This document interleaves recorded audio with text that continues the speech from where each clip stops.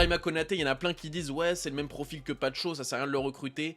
Alors déjà je comprends pas ça, moi je suis archi pas d'accord. Est-ce que vous regardez les matchs de Konaté et de Pacho, comment vous pouvez dire que c'est les mêmes joueurs? Franchement pas du tout. Alors si je vous montre par exemple une comparaison statistique entre les deux joueurs, bien entendu ça va mettre en corrélation avec le style de jeu des deux équipes, le Paris Saint-Germain et Liverpool. Déjà dans les airs, Konaté est bien meilleur que Pacho, il gagne beaucoup plus de duels aériens en pourcentage. C'est également un défenseur qui est bien meilleur dans la course parce que Liverpool, bien évidemment ça joue très haut et donc il y a beaucoup d'espace dans leur dos. Van Dijk et Konaté courent énormément. C'est aussi pour ça qu'ils ont été recrutés, c'est que ces deux défenseurs très bon de la tête et très rapide pour couvrir les espaces. Donc ça correspondait complètement au jeu de Jürgen Klopp et désormais d'Arne Slot. Et vous voyez que sinon ça n'a rien à voir. Pacho est meilleur dans les duels défensifs, il est impassable en 1v1. Konaté est là, peut plus se faire mélanger de temps en temps sur des dribbles, notamment lorsqu'il est face à un ailier très rapide, je trouve, il peut vite se faire mélanger. Mais la vraie différence entre Pacho et Konaté, c'est le jeu avec ballon. Konaté est bien meilleur avec le ballon que Pacho. Pacho prend beaucoup de moins de risques, c'est aussi ce que Luis Enrique le demande, c'est aussi pour ça qu'il a été recruté. C'est que Marquinhos est plus le relanceur, on va dire, et Pacho est plus le stopper, entre guillemets, si on stéréotype un petit peu cette charnière.